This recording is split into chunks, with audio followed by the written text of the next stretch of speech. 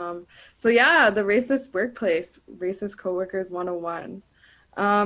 So I guess we just kind of wanted to go over how can we combat this racism in the workplace. And we had some notes just talking about like, direct racism and indirect racism and that kind of thing.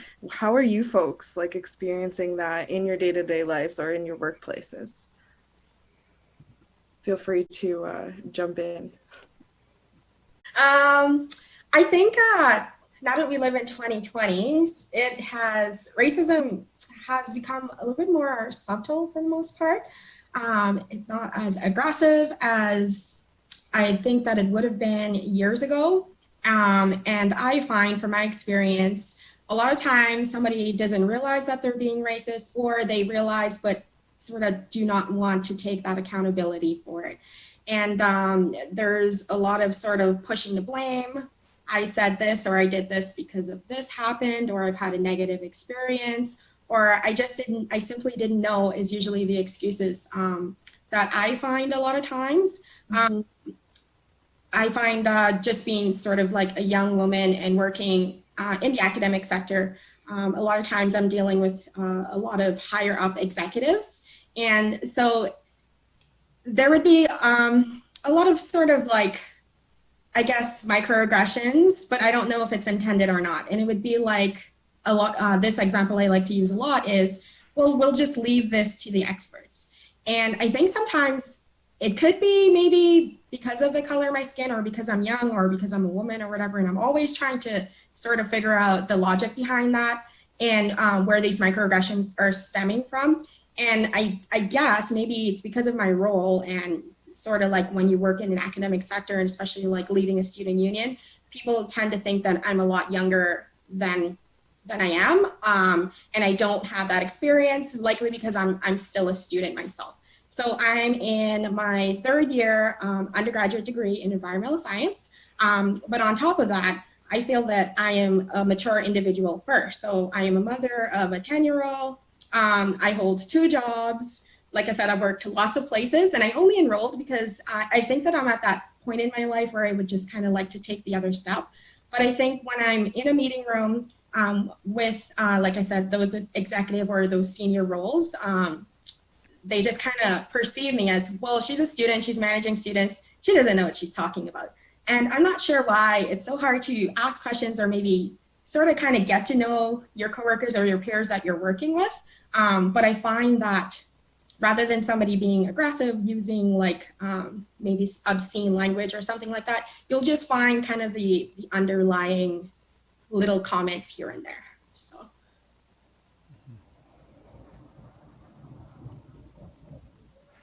I get that too. Or sometimes folks like maybe they truly don't know, but like a lot of that I get in my work is like the question, do you smudge? Um, so it's like somehow I'm like a shaman or I'm like the exorcist or I'm able to like voodoo rid you of all of your demons in your house and I know some kind of magical like spells to do so or something like because I smudge. So like I get that a lot. And I'm sure folks meanwhile, like they just want me to, to come and help a client or to like help cleanse like a space or but it's just like the tone in which they do it or like they don't realize that they're tokenizing you.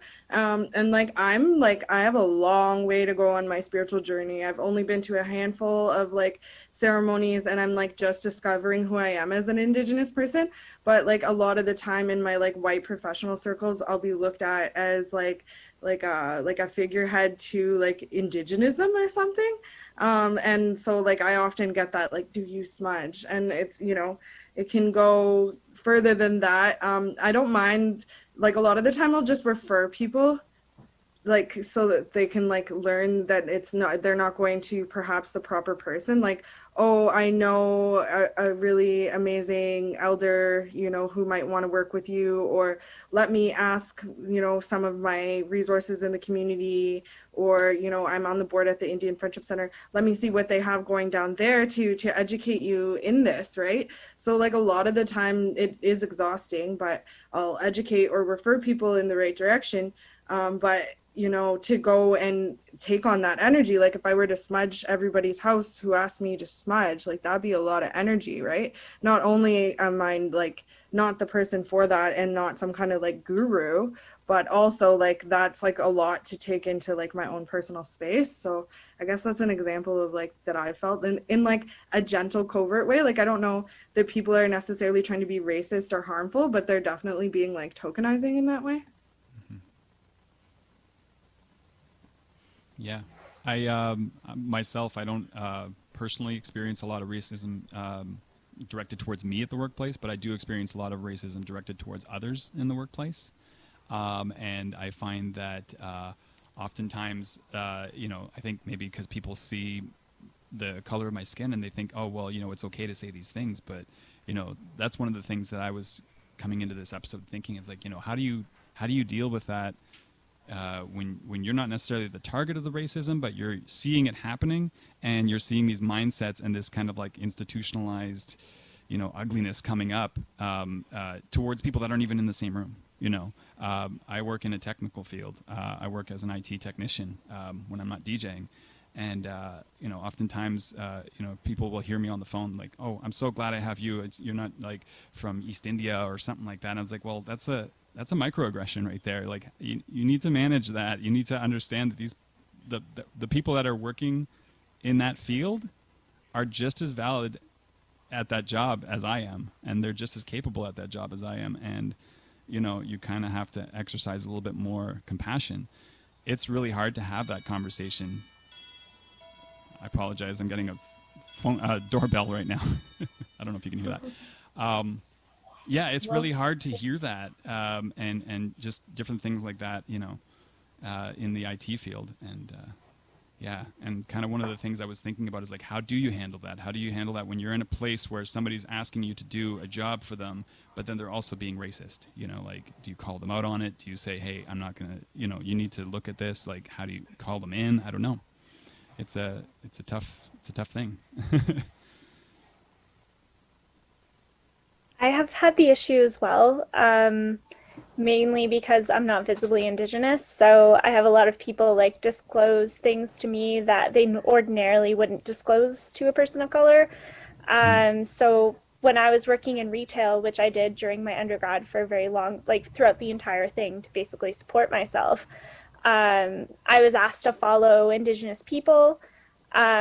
Not because they were doing anything suspicious, but purely because they were Indigenous and more than likely they thought that they were going to steal something. And, you know, I kind of have this friendly, nice demeanor. But oftentimes when these things would happen at work, that demeanor would change and management would get pretty nasty with me, just because, you know, you would say like, well, I don't really want to follow them. I go to school with them. I know who these people are. I don't want to follow them. Like you have no reason to follow them.